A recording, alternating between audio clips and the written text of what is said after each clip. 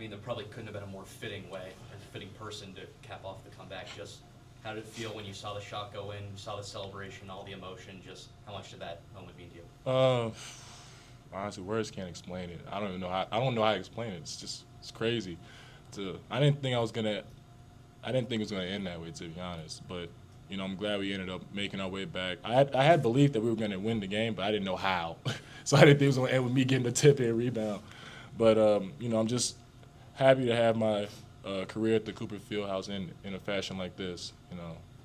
It's been a rough 4 years for me, but I've enjoyed every minute of it. You know what I'm saying? What were you guys saying at the timeout with 16 seconds left? And did you think you guys were going to come back when you were once down 30? I don't even know if I knew the deficit because I tried to just keep fighting, and we got blitzed, right? That first half we got rocked. But I thought our timeouts were pretty good as far as just guys not – our play didn't seem right, but I thought the attention in the timeouts was still good. And then, listen, when you got the ball in your hands in a tie game, you couldn't ask for yourself to be in a better position with a chance to win the game on your home floor. The biggest thing was just make sure we get the last shot. We drew up our play. The execution was pretty good. Wound up getting the kick-out three. And like Dave said, I didn't know in what fashion the win would come, but when we got to that possession, I felt really, really good about us winning this basketball game. Right there in regulation, I was like, this isn't going to overtime. We're going to find a way. Man, just credit to Dave. That's a big-time effort, right? Not watching the basketball, but going to attack it. And good touch, too, right? It wasn't a tip dunk this time. He had to put some touch on that basketball, and just a tremendous effort around the board from our guys. A lot of seniors stepped in that game tonight, and he's not sitting here, but Max Edwards, terrific effort defensively and offensively, man. He hadn't played, right? He had been on my bench for quite a few games, but we talk about a lot of things, staying ready, being ready for your opportunity. And you can talk about things, but it really means something when you can put it into action, right? That's when it really means something. And me and Max had 1,000 conversations over the times that he wasn't playing, and he just kept fighting. So credit to him. And I think this team has Dave's will and resilience because he keeps fighting every game, every practice. So they're carrying that energy with them. Dave, I'm sure you can't even think about it now, but try. Did you think that shot was good? The tip in? Could you tell if you got it before the red light went on? I think I got it. If I want to remember quick, it was all blurred, but I remember tipping it. I remember I tipped it, and I was like, please let this go in. I felt I tipped it right enough to the point where it's going to hit the rim a couple of times. It ended up rolling the basket, rolling in my favor. So, I still can't tell if I knew it was going to go in or not. I just tipped it. Your answer moving forward from now on is yes. I can't lie.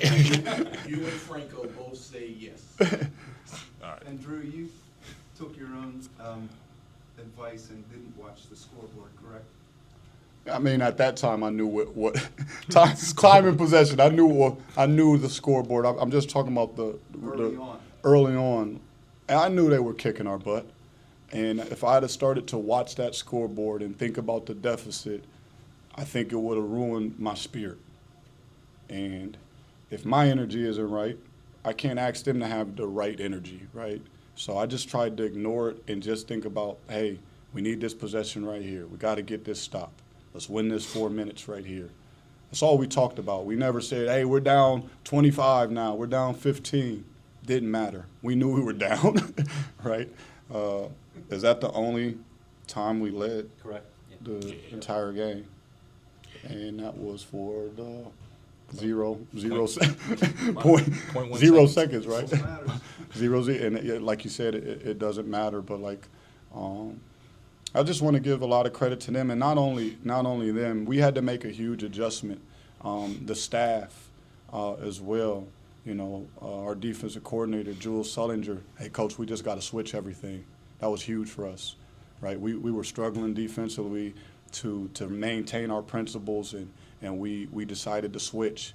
And then Rick McFadden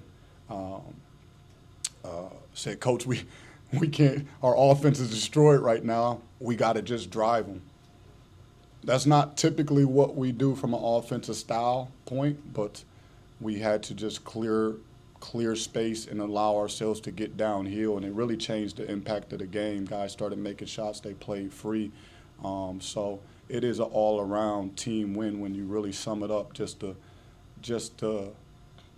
fight from different pieces. Like, if I don't have those suggestions from those coaches, right, and Coach Ari Stern, who was in on that last play saying, hey, we should go with the small on big ball screen, right? If I don't have those suggestions from those guys, which were elite tonight, right, we have no chance, right? I needed them. They needed me to stay in the game because I almost got another technical there. I think I told my assistant coach at that time, I don't care. Whatever we got to do. If they got to throw me out of this game because we got to play hard and go after it, listen, I'll get thrown out. That's okay. I felt like if it happens, it happens. My team will be in good hands. So just want to give those guys the credit they deserve as well, too. Coach, besides that little hot streak from Alex Williams in the first half when you guys were down 30, what else do you credit with kind of keeping the energy going? I think it was the defensive adjustment, right? We started to slow them towards the end of that second half, right? They were, I don't have the timeline in front of me, but, man, they got to 40 points fast, real fast. And when we started to make some shots, and I thought we had some open looks, even though our flow wasn't great. We missed some makeable shots early on that could have helped us. But when we started with the defensive adjustment, we got caught a couple times with some mistakes, but I thought now we're getting stops, now we're getting rebounds. And that was the suggestion to start switching everything, which was spot on. And Dave, what compelled you to climb on the scorer's table there at the end? Y'all told me to. I just heard y'all in the back. I said, get on scorer's table. And, I still had a little more things to say. And, I just decided to jump over there. Be careful next time. Yeah, Jeez. I knew they had my back. I wasn't going to hurt myself. Dave, what did it feel like to have that full circle moment from getting the standing ovation, from getting your friend jersey on senior day, to eventually bring the fieldhouse to their feet and being able to score that winning basket for everybody? It means everything to me, especially doing this in front of my family. This my dad's first game here since he had a stroke last year, so being able to win a game in front of him and playing as well as I did just meant the world to me.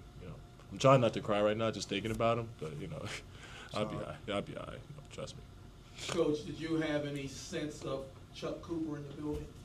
Always, man. I know when that guy's around. I know what today was. Last time I think we were here, maybe 2 games ago, I said a lot. To me, I tried to get some things off my heart on what I felt about Chuck Cooper and Chuck Cooper Jr., just on how much they've meant to this program, the foundation that he laid, and then to have this special day, right? We had a good crowd, and he was part of that reason that a lot of people showed up, whether they showed up for solely him or to watch us play tonight. We definitely appreciate it. So I think it was Chuck Cooper bobblehead night, correct? I got to make sure I get one of those. Me too. Before they sell out fast. I'm gonna get my dad one. Because that's a special piece. So yeah, I seen him. I believe he's always got some green on, man. If I'm not mistaken, I thought he had a little Celtic green on a little today. So it's always good to have him here because he's one of our bigger supporters, bigger fans, man. And that relationship that me and him have is special. That sense of a heavenly touch from Chuck Cooper. Oh, listen, I tend to have, faith and hope, right? And if he was watching, right, if he was paying attention, thank you. Thank you. If he touched any one of us to have us inspired to play harder, absolutely. Thankful. We're grateful for it.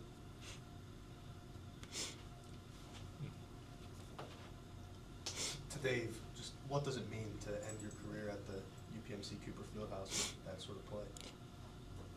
Honestly, I think it's probably the best way I could have ended my career, in my opinion. You know, coming back from a deficit, winning a big game, having everybody's families there to see them. You know, it's an amazing feeling. That's all I can say. It's just amazing. Dave, you're one of the few players. Well, you're one of the players that's played the most games in a Duquesne jersey in the school's history. What does it mean for you to be in that many games? Somebody told I read no nobody told me. I read somewhere that the best ability is availability. So, you know, being able to be available to play and give my hardest, because, you know, I don't know how long I have on this earth, so I'm just gonna do the best I can, play the hardest I can while I'm here, and figure out the rest. Coach, I mean, the past couple of weeks haven't been too kind to you guys, but able to get a win like this on senior day, I mean, what can it do for your team going into the A-10s? What weeks? remember. Short memory, You don't man. remember Don't remember. No. No, it's been tough, right? I thought we've played some good basketball at times. There's been times where it's been a little bit rocky, where I didn't think we had it that night. And this was our kind of that last moment for us to rally, you know.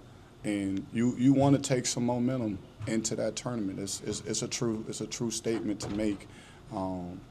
So we're just looking to build off of this moment, right? Try to capture the energy that's in our locker room from our guys, because I know they're excited about what they just did, and they should be. And that's let that excitement bleed into their focus and their confidence, so we can continue to, you know, find ways to win games, because they survive and advance, and we know exactly what we need and have to do. Right? There's no chance for us other than winning it. Right? And that's what we're going for. Coach, speaking of A-10s, the tournament's back in Pittsburgh for the first time in a while. Just how's it feel to almost be able to play on home court and have all the Duquesne Duke fans and the city of Pittsburgh behind you as you go forward? And we're inspired by it. We're ready to embrace the moment. But we got to maintain our focus and understand, like, hey, we still gotta be who we are. We don't have to step out of character. We need to be who we are. And I believe it was had exit meetings with a lot of the guys last year, probably right around this time. And I had a meeting with Jake DeMichael, right? Hey, Jake, what would you like to do next year? I want you back. He said, Coach, that's not even a question. I'll be back. He said, I don't have any choice, right? The A-10 tournament's coming to Pittsburgh. We got to protect the city. And that's what we're going to set out to do. Building off that last question, this is for either of you guys. There was a great crowd here tonight. A-10 tournament, obviously, Pittsburgh has been mentioned. What's your message to the fans going into that tournament? Come out and see us play, man. Right? This is bigger than Duquesne. This is about the city of Pittsburgh, right? A chance like Pittsburgh, to me, when they have a sense of the moment of what it means, because this is such a championship town. Like, don't mistake that. They know what time it is. Whether they're Robert Morris fans, Pitt fans, right? Just watch the Penguins. I don't think any of it matters. I think when they understand that, hey, we got to go support our own, they've come out for us, right? That crowd was electric tonight. And I think it's going to be the same way when we head over to PPG. I think the city of Pittsburgh is going to show up for us, and we want to thank them in advance. We thank them in advance for doing so. So if you know anyone, keep encouraging them to buy tickets, right? Come check out the game, and bring all the energy and the support for the Duquesne Dukes, because we need it, we want it, and we want to take care of business here at home. Thank you, gentlemen. Thank you. To say